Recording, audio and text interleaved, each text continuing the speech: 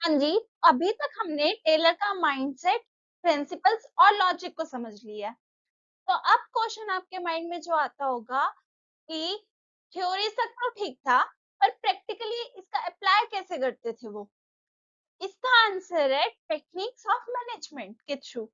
वो पूरे जर्नी को, पूरे प्रोसेस को जानते थे टेक्निक्स ऑफ मैनेजमेंट के थ्रू, उसको अप्लाई करके फिर ये प्रिंसिपल्स हमारे प्रैक्टिकली अप्लाई हो पाते थे। ठीक है, और ये एग्जाम के लिए बहुत इंपॉर्टेंट है। ओके, टेक्निक्स होती क्या थी सबसे पहले ये जान लेते हैं।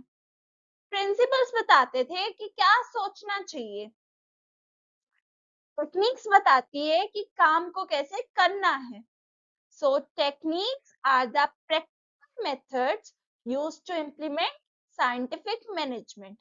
ये मेथड्स थे जिसकी वजह, किसके लिए यूज हो रहे थे ये, कि जो साइंटिफिक मैनेजमेंट थी उसको हम इम्प्लीमेंट कर सके। ओके, एक एक करके टेक्निक्स को डिस्कस करते हैं। ये 7 टेक्निक्स थी जो एफडब्ल्यू टेलर ने हमें प्रोवाइड करी है। तो सबसे पहले हम क्या डिस्कस करेंगे, फंक्शनल फॉर्मेनशिप। इसमें पहले प्रॉब्लम को समझो। टेलर ने देखा कि फैक्ट्रीज में क्या हो रहा था, एक वर्कर था, एक फॉरमैन, और जो फॉरमैन था उसे हर एक चीज का एक्सपर्ट बनना पड़ रहा था।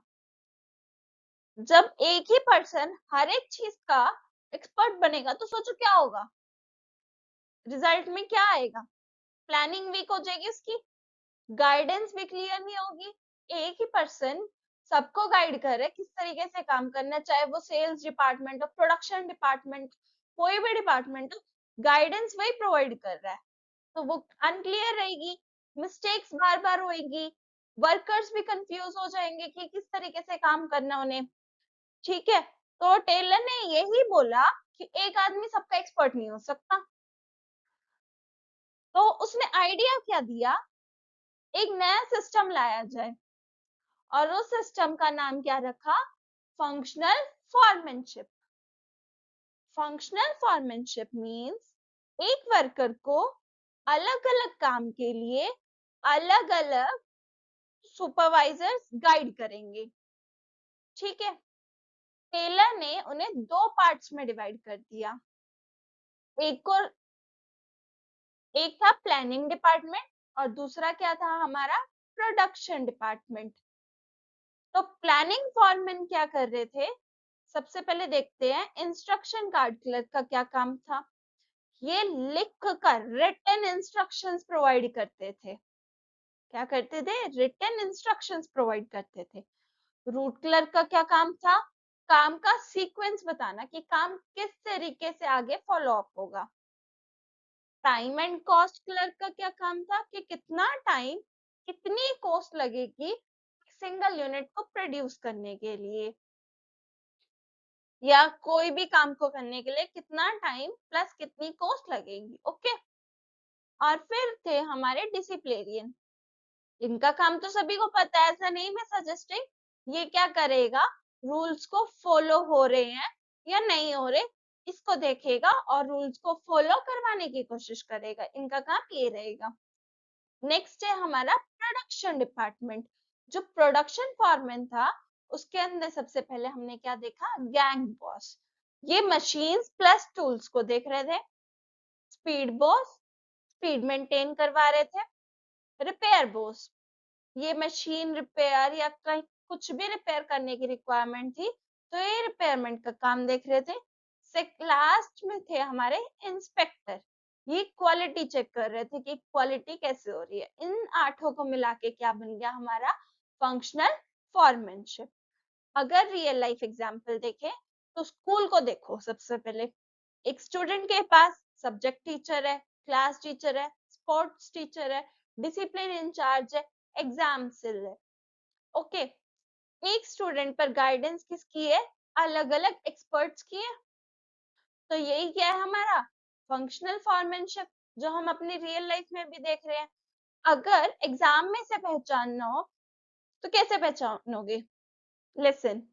अगर केस में लिखा है specialist supervisors, different experts guiding one worker, planning and execution separated, तो क्या रहेगा वो हमारा फंक्शनल फॉर्मनशिप। अगर ऐसी चीजें, ऐसे वर्ड्स, कीवर्ड्स आपको केस स्टडी में मिल रहे हैं।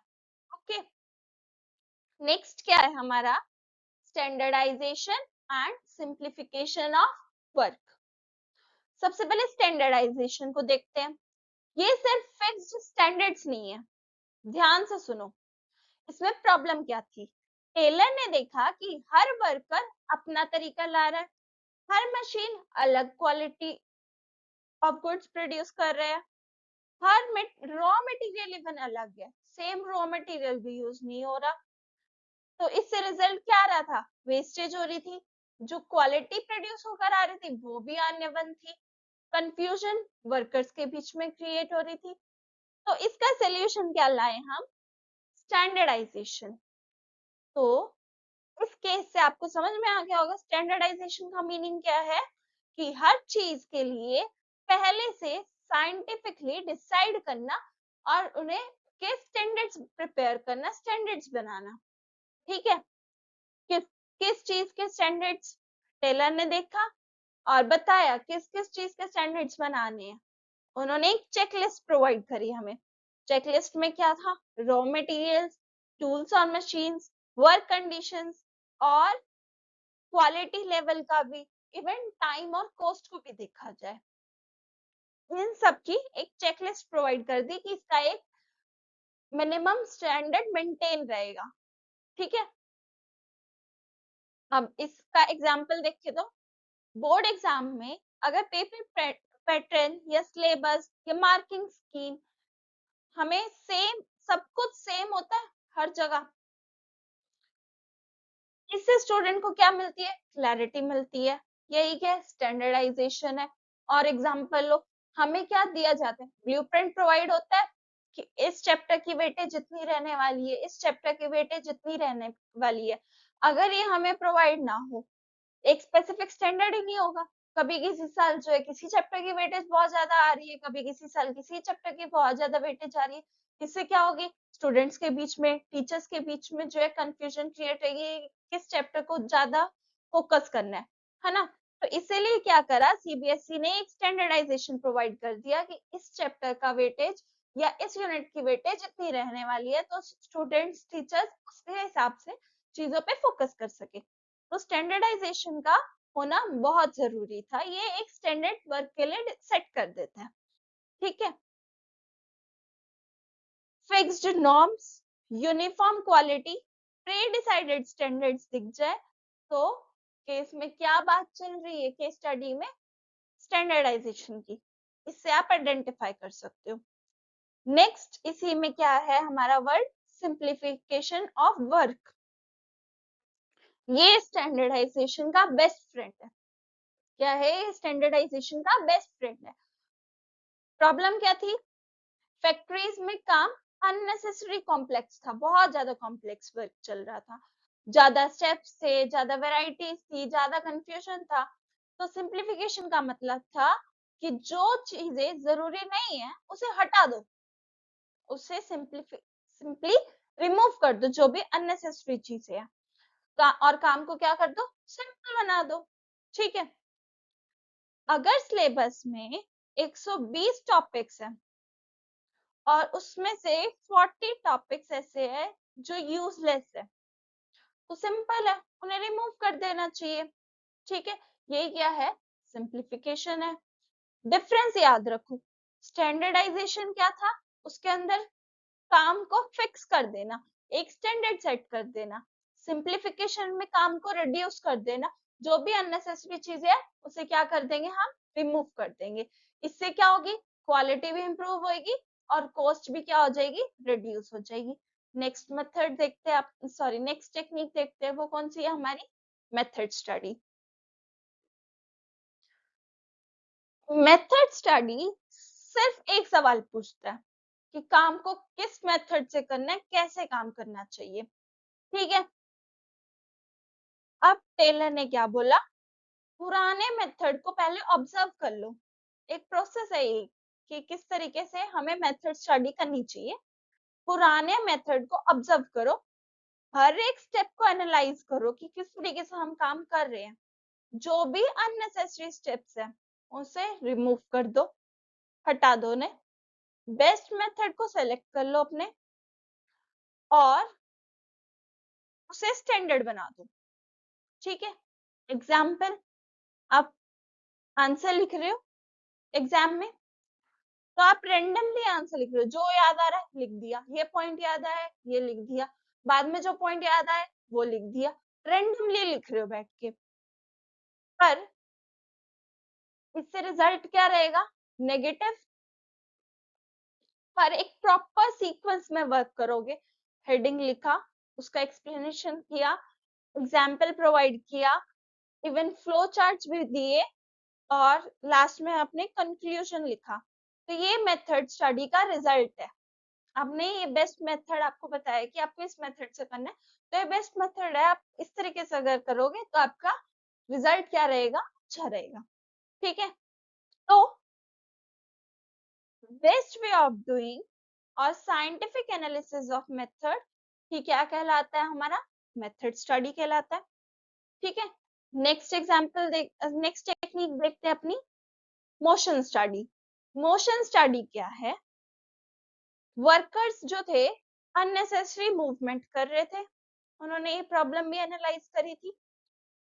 चलना, कभी इधर जा रहे किसी सामान को लेने, कभी कहीं और जा रहे हैं, अननेसेसरी मूवमेंट्स हो रही थी, इधर से उधर जा रहे थे, बार बार झुक रहे थे किसी चीज को उठाने के लिए, कुछ भी है, XYZ रीजन। टूल्स को ढूंढ रहे थे अपने, जो भी मशीन्स वगैरह में लगने थे, तो इससे क्या हो रहा था? टाइम भी वेस्ट हो रहा था, साथ ही साथ उनकी एनर्जी भी वेस्ट हो रही थी।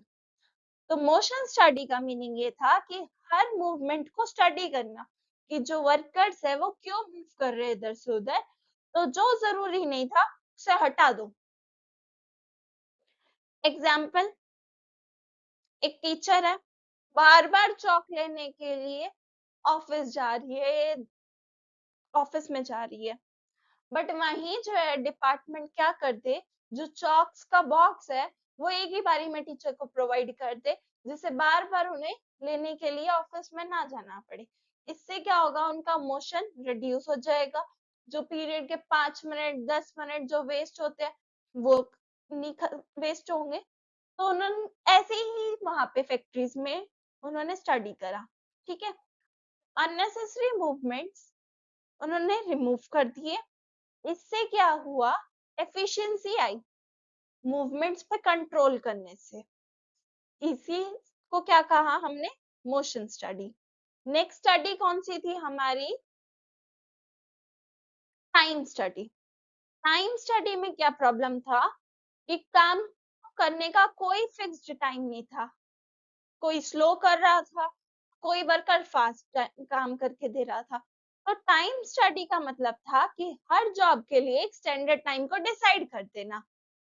किससे? साइंटिफिक ऑब्जर्वेशन से, कि इस काम को करने के लिए इतना ही स्टैंडर्ड टाइम लगना चाहिए। एग्जाम्पल, आपका जो एग्जाम होता है 80 मार्क्स का या 100 मार्क्स का एग्जाम लिखने के लिए एक टाइम सेट है कि 3 आवर्स का है। क्लासरूम में पीरियड सेट है कि 45 मिनट्स का पीरियड लगेगा। तो ये सब जो है टाइम स्टडी का ही रिजल्ट है। ठीक है, नेक्स्ट एग्जाम्पल देखें तो अपना, सॉरी एग्जाम्पल कह रही हूँ मैं, नेक्स्ट टेक्निक देखें, वो थी हमारी फैटिग स्टडी। ये ह्यूमन साइड स्टडी थी।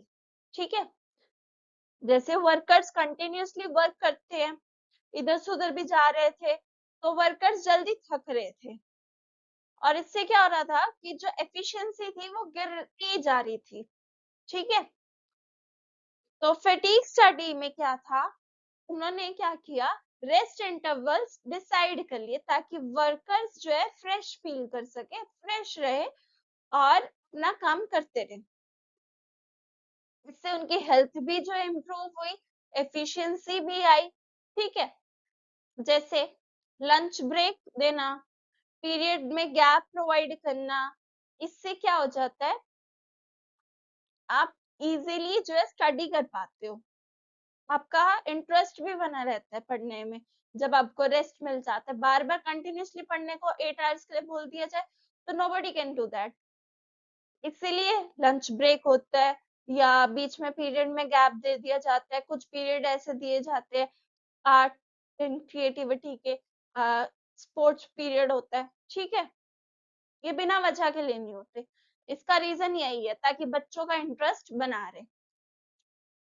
नेक्स्ट स्टडी जो थी उन्होंने करा, जो नेक्स्ट टेक्निक टूल लेकर आए वो क्या था, डिफरेंशियल पीस वेज सिस्टम। मतलब सेम वेज, चाहे काम ज्यादा हो चाहे काम कम हो करे, इससे क्या होगा, मोटिवेशन ही नहीं आएगा। एक वर्कर तो है जो बहुत काम करके दे रहा है कंपनी को, दूसरा है जो काम ही नहीं करके दे रहा, बट दोनों का जो वेज सिस्टम है वो सेम है।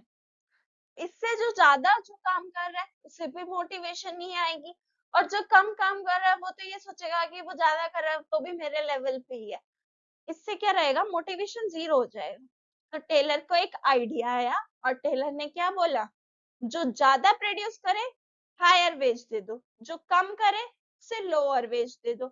एग्जाम्पल, टारगेट से ज्यादा यूनिट होगी तो बोनस, टारगेट से कम होगी तो आपको नॉर्मल पे मिलेगा जो पर पीस डिसाइड हो रखा है, ठीक है। तो अब ऑनेस्टली बताओ कि टेक्निक्स आपको क्लियर हो गया है, आप उनसे रियल लाइफ एग्जांपल्स इमेजिन कर पा रहे हो, नहीं कर पा रहे हो? और अगर आप इमेजिन कर पा रहे हो तो आपका टेलर का टॉपिक कंप्लीट हो चुका है। Okay, bye.